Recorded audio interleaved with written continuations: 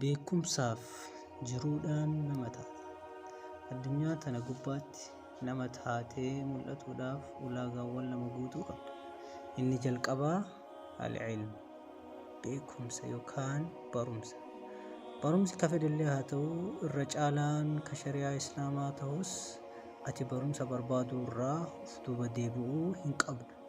Fakkeenyaaf barumsa shari'aa islaamaatiin kitaaba aliifaa irraa kaastee hamma kitaabota gurguddaa akka sunanaatti deemuu dandeessa.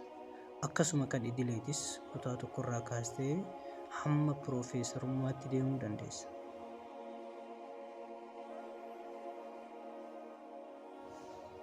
Barumsaan bilchaatanii beekumsaan utubamanii ofii fi hawaasa fayyaduu ulaagaa isa jalqabaa addunyaa tana gubbaatti namatti hin taatudha. Barumsa kee sirriitti jabeeffadhu. Inni lammaffaa fi murteessaan barumsatti aanee nama si godhee si qaree si bilcheessee addunyaatti si baasu al-hayaat, jiruudha. Jiruu jechuun kan namoonni keessatti salphatanii, rakkatanii, beela'anii, dheebotanii, dhiitamanii, tuffatamanii, dhukkubsatanii waa itti bahaniin jiruu jenna. Ulaagaan inni lammaffaa kun ulaagaa namoonni hedduun keessummeessanii addunyaa tana gubbatti ittiin mul'atanidha.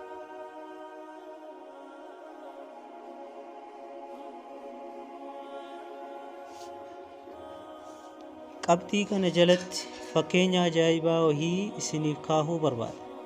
Sunis barattoota diinaa islaamaa barachuudhaaf iddoo garaagaraa irraa bakka garaagaraa ilmii barachuudhaaf socho'anidha.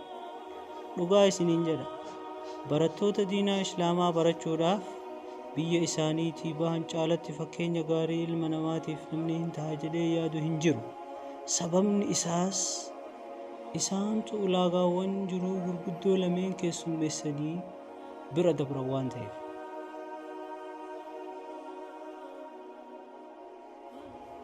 Kan jalqabaa yoo ilaalle barumsa amantaa islaamaa kabajamaa fi ulfaataa ta'e baratanii nama ta'u.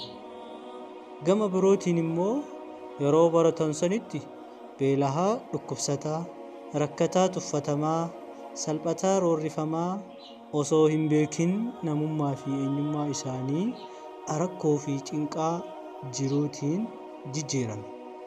Iddoo guddaa irra gahu.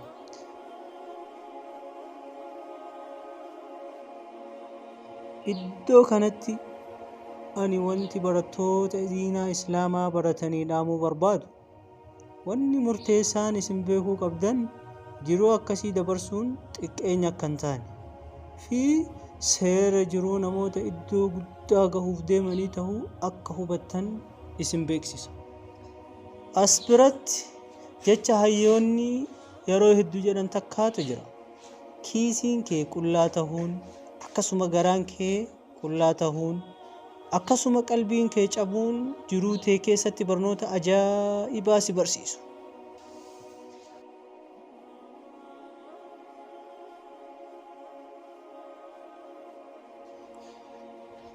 Kanaaf obboleeyyan tiyya, Rabbiin seera ajaa'ibaa tokko addunyaa tana gubbaa akka kaahee beektu. Innis Rabbiin Qur'aanaan akkana jedha: inna ma'al usri yusra, cinqaa boodaan furamiinsatu dhufaa jedha. Rakkoon hundi ni dabra, waan hin tarre fakkaata malee. Obboleessoo, dukkanarraan dukkanni biroo hin dhufu, bariitu dhufa malee. Dhukkubsattees achiin hin haftu. Guyyaa tokko dhibeen sun sirraa ka'ee deemuu kee hin oolu. Oromoonis akkana jetti: akka du'anitti hafan malee akka kufanitti hin hafan jedhu. Maarree namni kabaja argatuuf deemu dhiitamuun, salphatuun isaaf haaraa miti. Namni bakka guddaa gahuuf deemu xiqqaatuun, rakkatuun isaaf haaraa miti. Seeronni kunniin hundi isaaniitu kaleessa jiru. Isinis yoo dhugumaan wanni kun isin qunnamee jiraate jiruu teessan gammachuun dabarsaa. Of duratti waan ajaa'ibaa yookaan injifannoo ajaa'ibaatu isin eegaa jira. Waan na dhageeffattaniif galatoomaa, ulfaadhaa, horaa bulaa. السلام عليكم ورحمة الله تعالى وبركاته.